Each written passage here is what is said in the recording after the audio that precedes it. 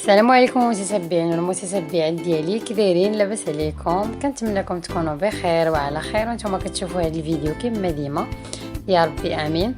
ومرحبا بكم في قناه حنان هوم شانيل. اليوم جيت نشارك معكم بسطيله الحوت او باستيه في خوي دماغ، بسطيله عائليه اللي كتقدم في المناسبات او العراضات، او نقدروا نديروها للعائله ديالنا بيناتنا، ولكم الاختيار.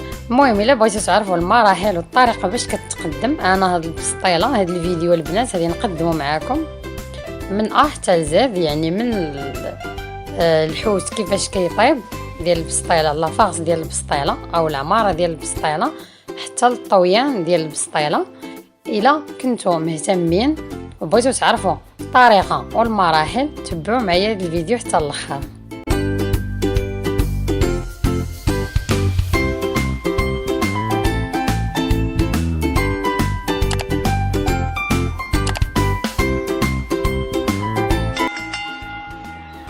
في المقادير ديال البسطيله ديالنا كنحتاجو الحوت بيض هبره،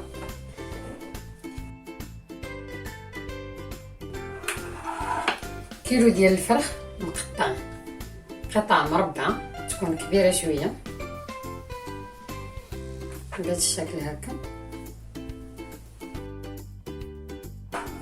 كنحتاجو نص كيلو ديال الكالامار مقطع قطع مربعه، نص كيلو ديال السيبيا حتى هي مقطعه قطع مربعه كبيره شويه، وكنحتاجو كيلو ونص ديال القمران منقي بطبيعه الحال. هنا كنحتاجو الشعريه الصينيه اللي ديجا رقدتها في المطيب وقطعتها مزيان. كنحتاجو كيلو لاروب، انا هنا كنستعمل الشعريه الصينيه ديال الروز، راه كتجي خفيفه وزوينه، ما كتجيش بحال لاسيك. ها هي الساشيه ديالها خليتها لكم باش نوريها لكم، وما كتنشفش، واخا تبقى شحال ما كتنشفش، وكتجي خفيفه في البسطيله.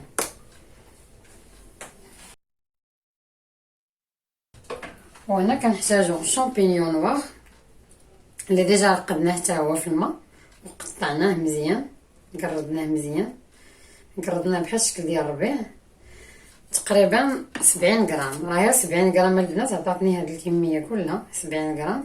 داك الساشيات صغار كيكونوا تقريبا فيهم 25 غرام، انا درت تقريبا 3، قل شي حاجه شويه، نقصت شويه منهم.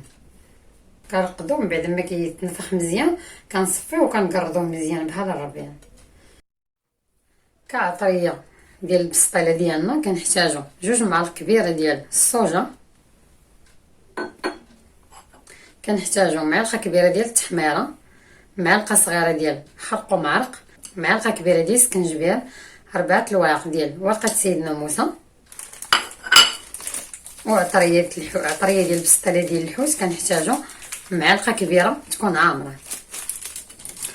والملح البنات، الملح كنديرو شويه على حساب، حيت غادي نستعملو صوص الصوجا وغادي نستعملو الهريسه حتى هي كتكون مالحه، ونستعملو الفرماج، يعني هادشي كلشي كيكون مالح. من الاحسن نديرو الملحه شويه حتى الاخر ونذوقوا الحشوه ديالنا. الا كان خاصها الملحه نزيدوها واحد شويه. كنحتاجو القزبر المعدنوس 2 قبطات يكونوا صغار مقردين مزيان. كنحتاجو 8 الفصوص ديال الثوم محكوكين، معلقه كبيره ديال الهريسه. والحاره البنات على حساب واش كتاكلوا الحاره بزاف ولا غير شويه، انا هنا نستعمل معلقه كبيره ديال الهريسه. كنحتاجو 4 المصيرات، 4 ديال المصيرات، كنحيدو اللب ديالهم بوحدو، والقشور اللي كيبقاو كنقردوهم مزيان حتى هما غادي نحتاجوهم مع الحشوه ديالنا. عصير حامضه كبيره، كاس لاروب ديال زيت الزيتون، وكنحتاجو 250 غرام ديال الزبده، النص ديالها كنطيبوا بها الحشوه ديالنا، والنص الاخر اللي كيبقى هو باش ندهنوا الورقه ديالنا. وهنا بطبيعه الحال البنات كنحتاجو، هنا انا البسطيله كنبغي فيها الفرماج حيت كيعطي فيها واحد لوغو خاص وزوين.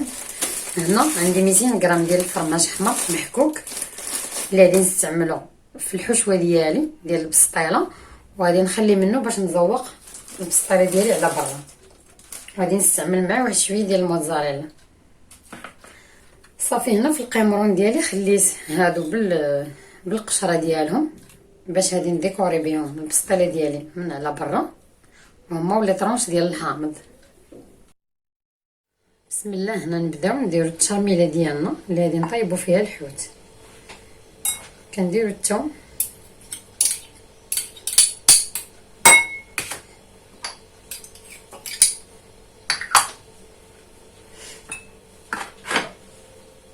كزبره المعدنوس،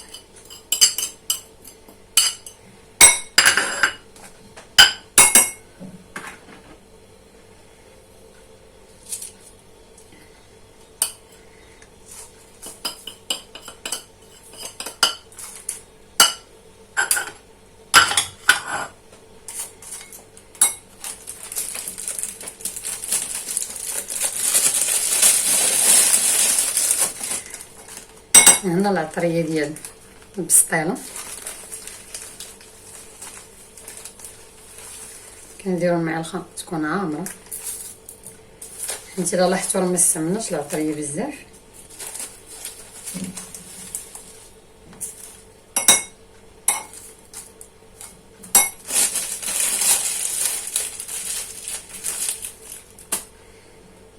زيت الزيتون،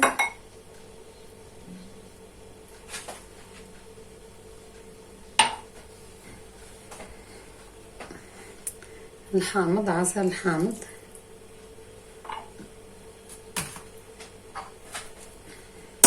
والهريسه.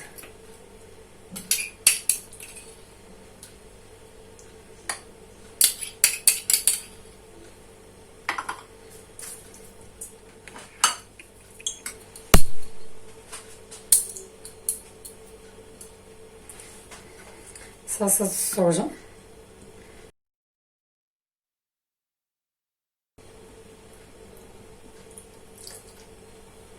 جوج معالق حتى 3 المعالق.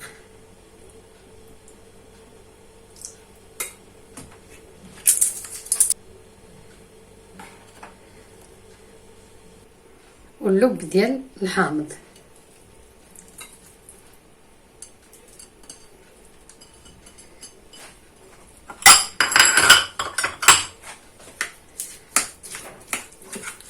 نبدا نخلط العناصر كلها. هذا كنخليوه حتى الاخر حتى كطيب لينا الحشوه ديالنا كلها، ونخلطوها عاد نزيدو عليها هاد القشور ديال المصير.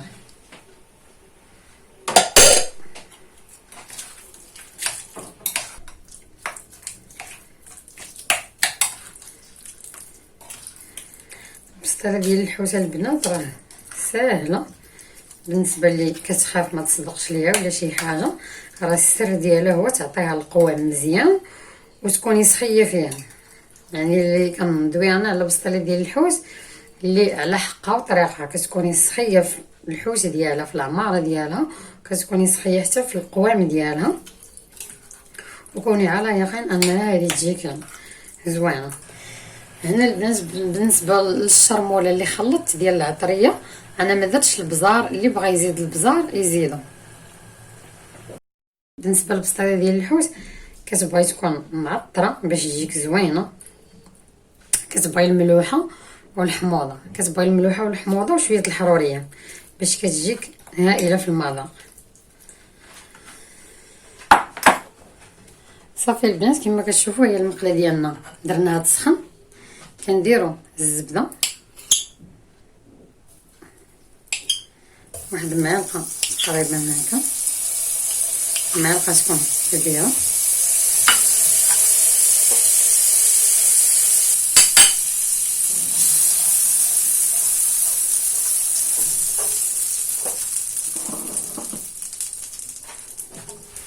كنضيفوا الكالامار والسيبيا في آن واحد.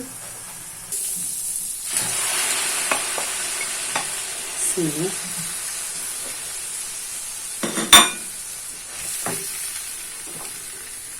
كنجيو لهاد الخلطه اللي خلطنا، كنهزو منها واحد الكميه وكنهزو حتى ورقة سيدنا موسى بهذا الشكل هكا. كنخليو باش نطيبو الحوت الاخر.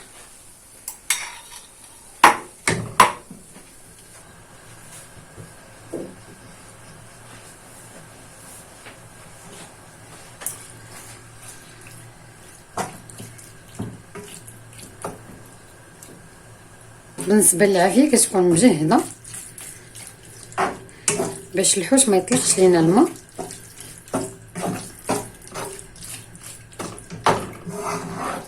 وفي حاله تطلق الماء ديالو راه غادي ناخذ داك العصاره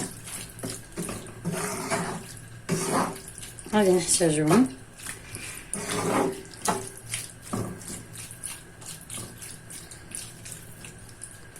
بالنسبه للكالامار البنات حداو معاه ما خاصش يطيب لكم فوق القياس حيت كيولي بحال المسكن.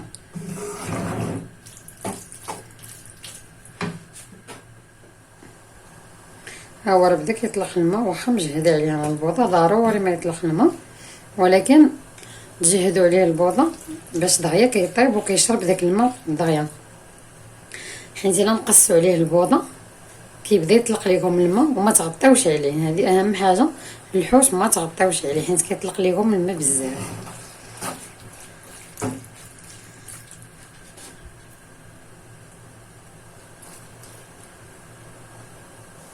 ها هو الكالامار البنات من بعد ما طاب، شفتوا الماء اللي كيطلق، راه ضروري ما كيطلق الماء شويه، لكن انا علاش قلت لكم جهدوا عليه البوطه من الاول باش ما يطلقش لكم الماء بزاف. وفي حاله طلق لكم الماء بزاف ما تخلعوش، ماشي مشكل، غير ما تخليوش يطيب بزاف. غادي تشدوه، غادي تحيدوا داك العصاره داك الماء ديالو، غتصفيوه هكا بشي صفايه وغادي تحتفظوا بها. غتحتفظوا بها هي اللي غادي نديرو فيها الفيرميسيل ديالنا في الاخر.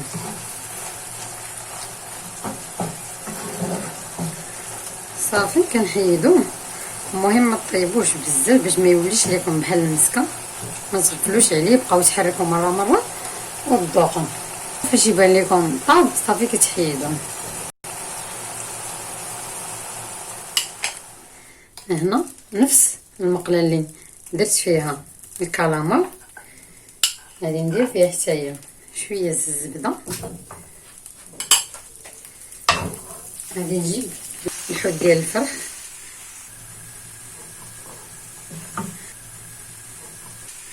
غنطيبو حتى هو على عافيه مجهده.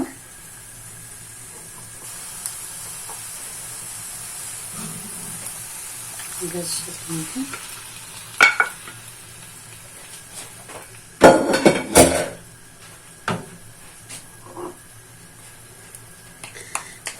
هكا نديرو الشاموره ديالنا بهذا الشكل.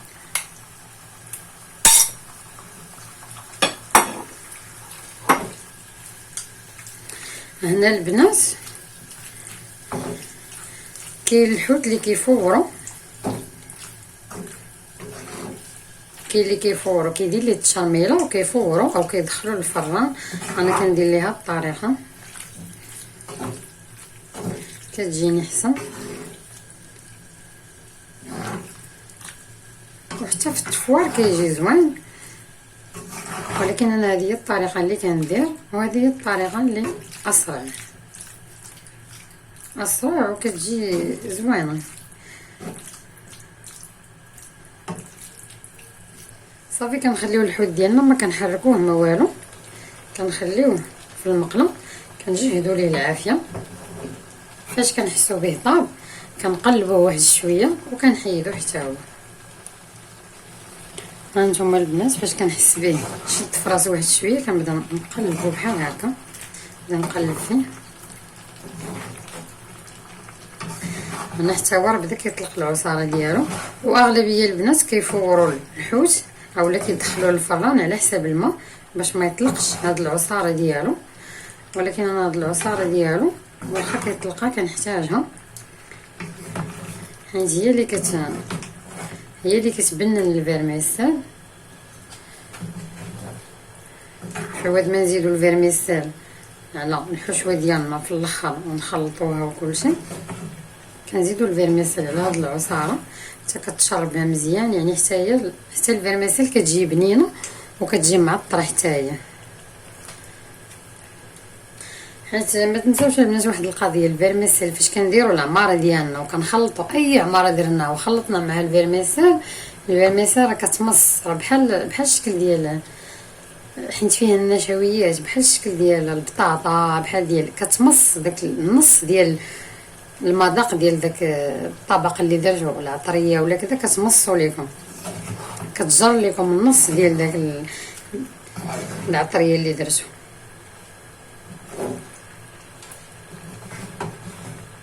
يعني من الاحسن حتى هي تكون معطره. هنا البنات نسيت ما قدمش لكم مع المقادير صلصه ديال الطماطم مركزه. هنا غادي ندير معلقه كبيره مع الحوت ونخليها طيب، غتبقى لينا معلقه كبيره اخرى غادي نطيبوها مع الكروفيت.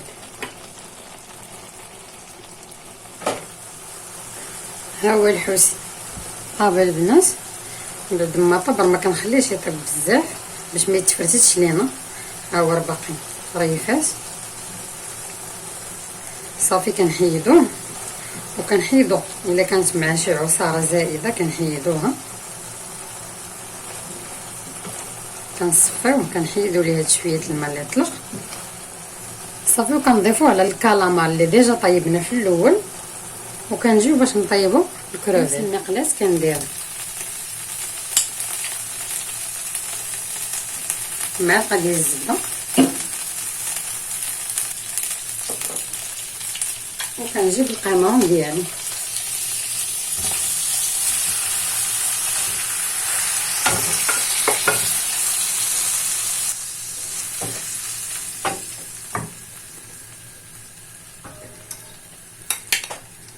كنجيب الخلطه كندير منها،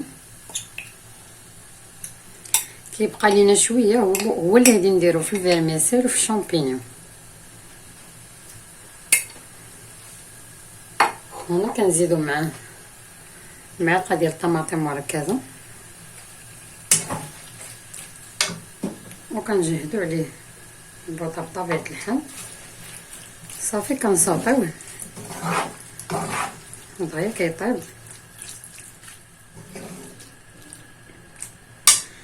الكروفيت كنزيد عليه شويه صوص صوجا حيت هو كيبغي الصوجا، تتجي معاه زوينه. البنات الا ما درتوش الملحه ما تخافوش من الصوجا، غير ديروها، يمكن لكم تزيدوها في الاخر، هي كتعطي واحد المذاق هائل.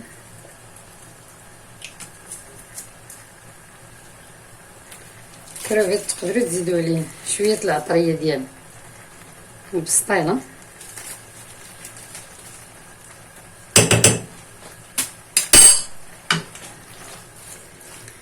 كما قلت لكم البنات البسطيله راه كتبغي تكونوا دايرين يديكم في العطريه وفي الحوت كذلك، كتبغي الحوت والعطريه باش كتجيكم هائله، ما كتجيكمش باسله.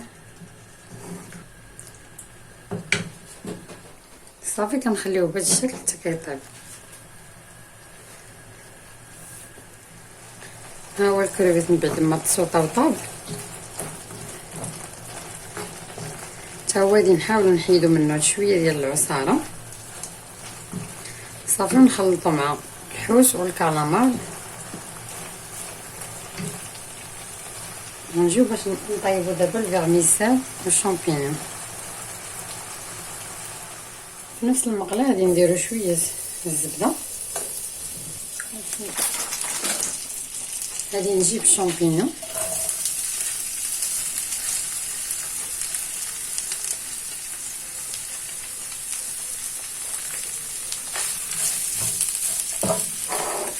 وغادي نضيف عليه هاد الشاموله، زدت شويه طماطم مركزه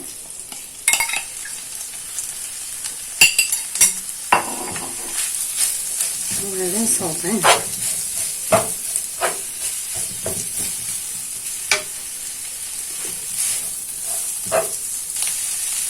كنزيد نزيدو العصاره اللي سبق لينا حصافدنا بها، العصاره اللي شربت لنا من الحوت، نزيدو على الشامبينيون شكيطه ديالنا فيها.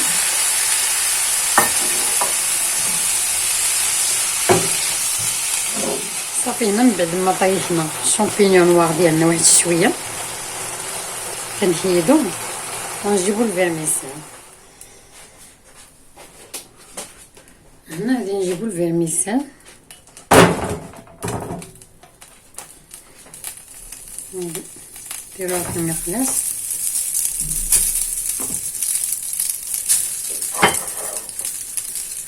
كنضيفو العصاره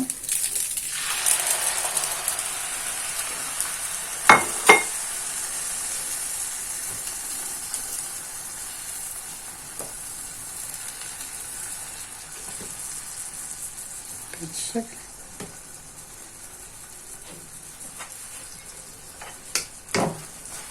كنقلبو فيها مزيان.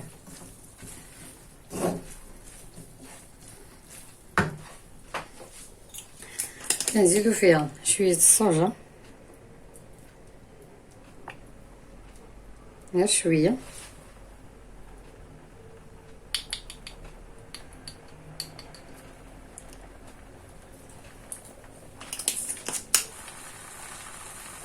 كنضيفو عليه شويه العطريه ديال البسطيله وكنحرك. انا علاش ضفت ليها الصوجه؟ حيت انا ما درتش الملحه في البسطيله ديالي، درت شويه. كنفضل الصوجه حيت كتعطي واحد المذاق زوين وهائل. ولا شويه الشامبينيون. انا حيت المقله ما عنديش كبيره بزاف، الفيرميسيل قسمتها على جوج. غادي نخلط الاولى في مقله مع الشامبينيون حتى طيب ليا هذه، نحيدها ونعاود نزيد النصف الاخر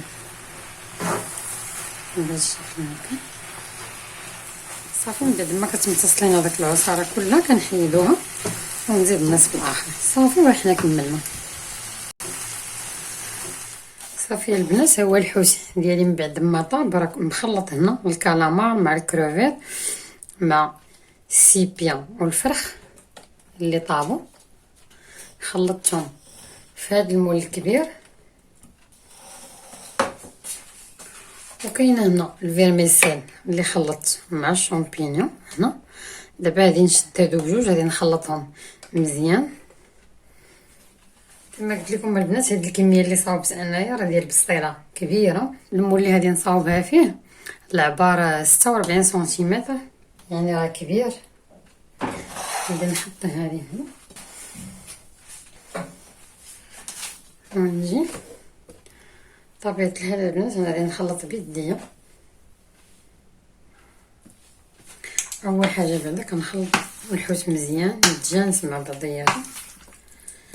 هنا البنات اللي بغيت نقول لكم، فاش يطيب لكم الكروفيت كتحاولوا تحيدوا منه واحد شويه باش فاش ندير العماره ديالي كنلوحو طريفات من الفوق بوحدو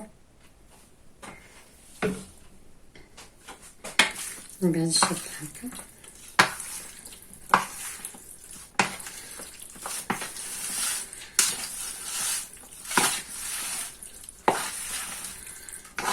الحشوه كتجي رائعه البنات الا تبعتوا المراحل.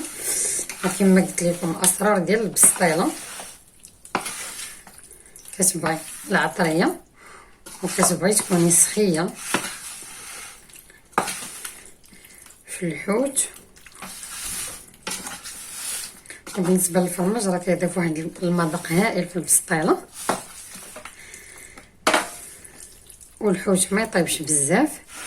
والسر الثاني هو ان البنات العماره فاش كنخلطوا كل شيء، العماره ديال البسطيله فاش كنخلطوا كل شيء ما كنعمروش ديك الساعه البنات، ما كنعمروش ديك الساعه.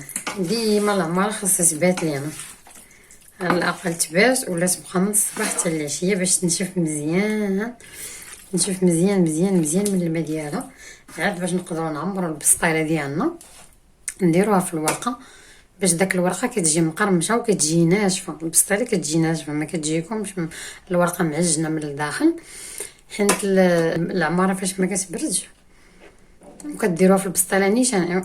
اون فوا كطيبوا العماره ديالكم وكتعمروا بها البسطيله وكتدخلوها للفران، داك العماره كتكون باقا مية، باقا داك العصاره ديالها فيها، يعني باقي ما شربتهاش مزيان.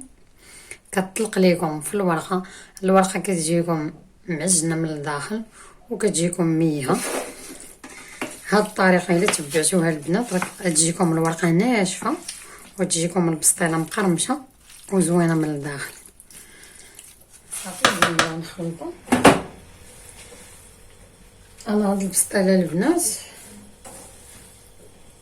دايرها لختي حيت عندها واحد العراضه ديال عدوزتها، واخت عدوزتها.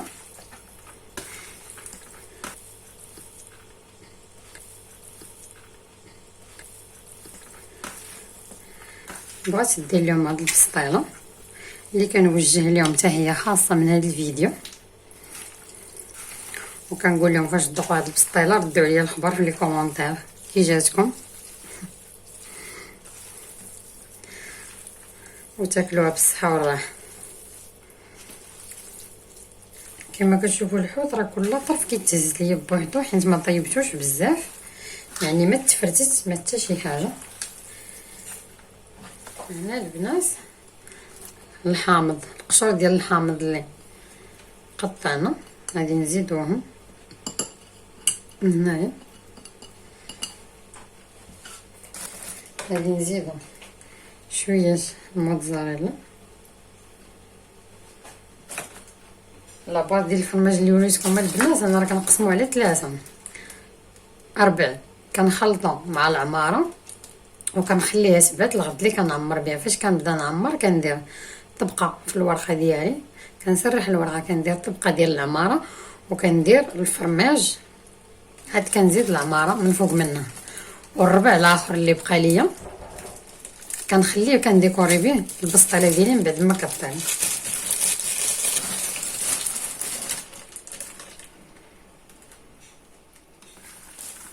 كنبداو نخلطو.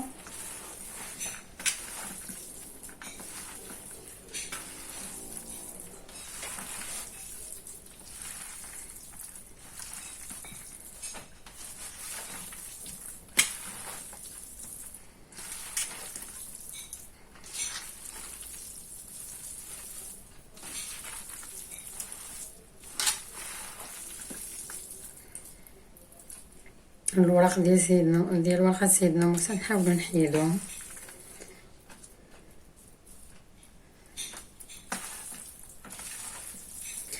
صافي كنخليوها في هذا الصحن، او الا عندنا شي صحن هكا ولكن يكون ديال اينوكس ماشي بلاستيك البنات، شي صحن هكا مثقب بحال الشكل ديال الغربال كنديرو فيها، كنخليوها في الثلاجه لتحت. بحال دابا الا درناها الصباح كنديروها حتى كتبرد عاد كندخلوها للثلاجه، ما كندخلوهاش وهي سخونه. من بعد ما كتبرد كندخلوها للثلاجه، كنحطوها في الثلاجه لتحت. الا درناها الصباح كنخليوها حتى العشيه عاد نعمروها، وإلا درناها في العشيه هكا في الليل بحالي انا دابا درتها في الليل حيت البسطيله هادي يحتاجوها حتى الغدا في العشيه، يعني انا غادي نخليها ان شاء الله حتى الغدا. غنخليها انا غير في هذا، غادي نخليها تبرد مزيان، غندير لها بلاستيك غذائي وغادي ندخلها للثلاجه نخليها حتى الغدا ان شاء الله. هانتوما البنات الحشوه ديال البسطيله من بعد ما بدات لينا مزيان بيتها ليله كامله في الثلاجه، غطيتها بالبلاستيك الغذائي وبيتها في الثلاجه.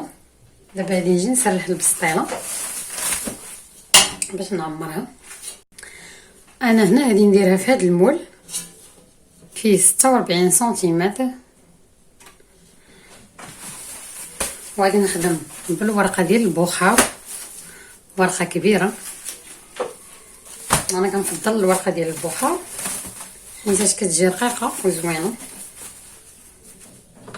وكتجي مقرمشه. صافي ونبداو بسم الله. عندنا هنا غادي نحتاجو الزبده مذوبه اللي غادي ندهنوا بها الورقه ديالنا. وهنا عندنا صفر بيضه اللي غادي نستعملوها باش نلصقوا الورقه من الفوق كاخر مرحله. اول حاجه كنجيو هنا كندهنوا المول بالزبده لتحت مزيان باش ما تلصقش لينا الورقه. كندهنوا بهذا الشكل. انا كنفضل ندهن الورقه ديالي بالزبده، حيت فاش كندهنوا بالزيت كتجي فاش كتدخليها للفران وكطيب البسطيله كيجي فيها بحال المذاق ديال القليان. كنجي كندير الورقه الاولى بسم الله، ندير الورقه الاولى بهذا الشكل هكا.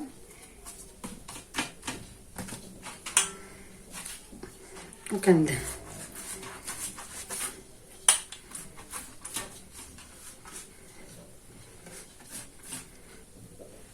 هاد المرحله ديال الطي راه مهمه، حيت شحال من وحده كطوي كتحلي على البسطيله ديالها. الزبده كتلصق لينا الورقه مع بعضياتها وكتقرمش لينا الورقه، كتخليها مقرمشه.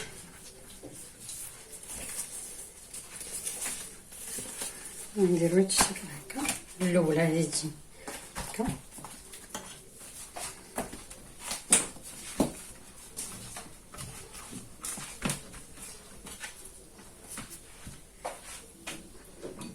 وكندهنو فيما نحطو شي ورقه ندهنو بالزبده. الورقه الثانيه بهذا الشكل هكا. ديما الورقه نص على النص، كنجيبو النصف ديال هاد الورقه على هاد النص الاخر اللي حطينا من قبل بالشكل هكا، ونص كيبقى على برا.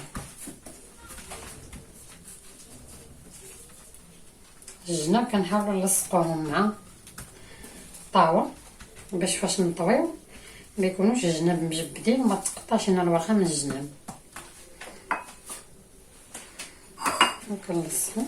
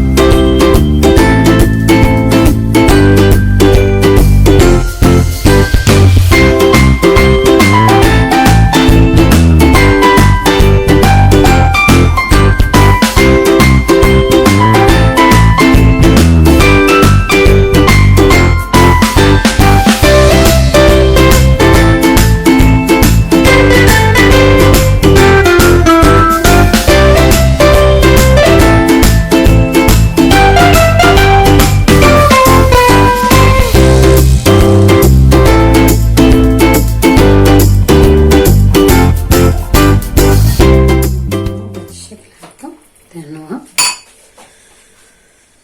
هنا كنبداو نديرو في العماره.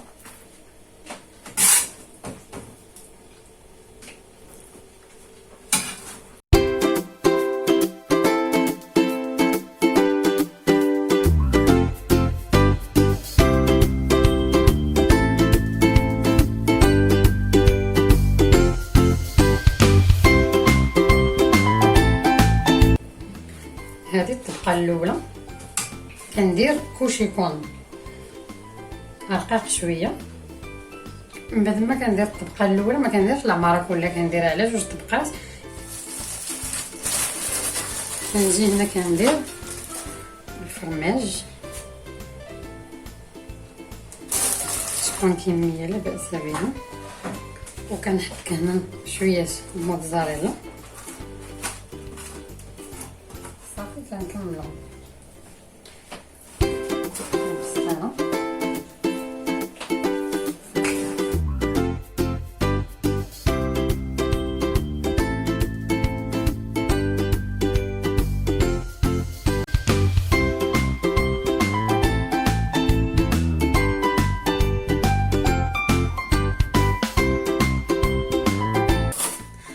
هنا الكروفيط وشويه الحوت اللي حيدنا البارح، ها هو بوحدو بلا فيرميسان كنزيدوه من الفوق.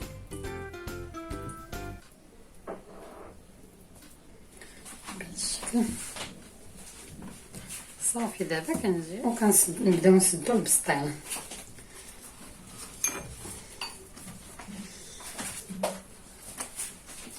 هنا كنهزو الجوانب كلهم بهذا الشكل هكا. كنبداو نقطعهم باش ما تجيناش لا سميتو معجنه، الورقه معجنه بزاف بهذا الشكل هكا. كنقصو حيت باقي غادي نديرو الورقه من الوسط. كنقصوها شويه البنات غير الوسط، ما نضربوش الجناب. البنات هنا فينا نستخدم صفر بيضه في هذه المرحله، حيت هي اللي كتلصق لينا هاد الجناب باش ما يتحلوش. ضروري هاد المرحله البنات بحال هكا وحده على بعضها كنديرو.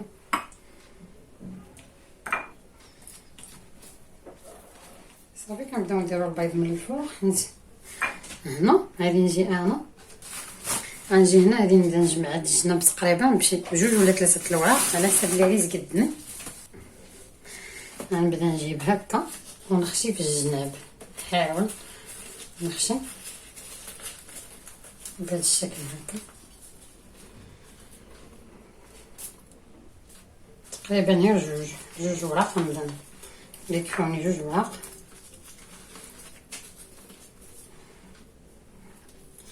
الجناب هكا ونبدا نخشي. طرا هاد الجناب هما اللي كيتحلوا لينا، هما اللي مهمين.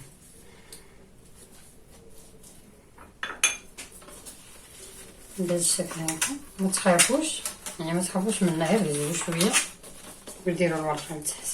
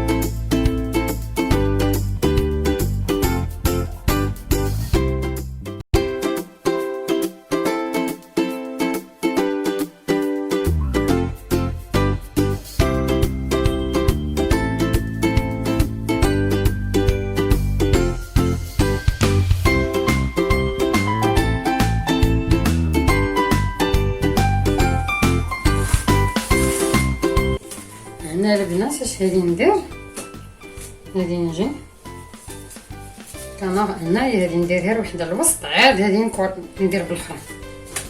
هنايا غادي ناخذ ورقه غنطويها على 2، غنتنيها على 4 وعلى 8 بهذا الشكل هكا. انا نعاود معكم.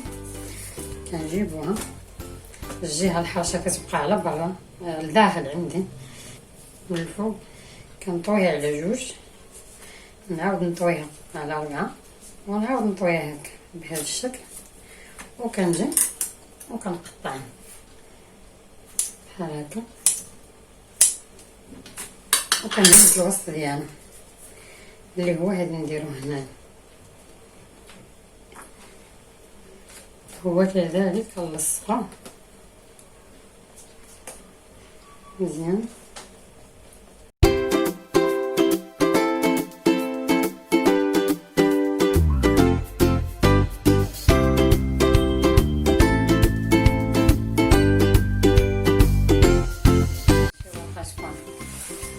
زوينه ومزيانه حيت هي اللي غادي تكون على الواجهه. كنجي وهي اللي كنصرح هنايا بهذا الشكل هكا كفينيسيون الاخر.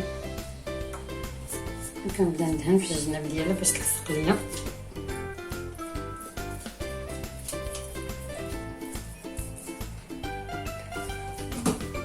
صافي البنات، هي البسطيله من بعد ما وجدات كنجيبو كيردون او هذا ديال البروشيط وكنتكوها هكا باش ما تنفخش لينا في الفران وتفرقع الورقه بهذا الشكل هكا.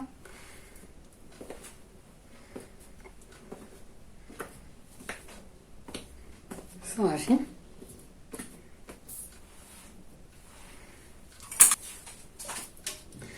صافي وكندخلوها للفران على حراره ما تكونش مجهده بزاف، حراره تكون ناقصه، ومره نطلعوا عليها ونخليوها طيب على مهلها باش طيب لنا الورقه تجينا مقرمشه كلها وما تجيش لينا معجنه من الداخل. نخليوها طيب على خاطرها ونرجعوا معكم باش تشوفوا النتيجه النهائيه. المهم البنات كما شفتوا ها هي البسطيله ديالي وجدات كما كتشوفوا، ها هي كيفاش كتجي، وكنتمنى تجربوها وتعجبكم. وإلا عجباتكم خليو ليا كومونتير وديروا ليا لايك، تابوناو معايا في لاشين. واش نقول لكم البنات، المهم غادي يجيكم هذا الفيديو، يقدر هذا الفيديو غادي يجيكم طويل شويه، ولكن راه درت معكم لي زيطاب كلشي لاحظتوا، راه ما قطعش لكم لي زيطاب، مشيت معكم في البسطيله ايطاب باغ ايطاب بالنسبه للمبتدئات. وهذا ما كان، وبالصحه والراحه وبسلامه عليكم، حتى الفيديو الجاي ان شاء الله.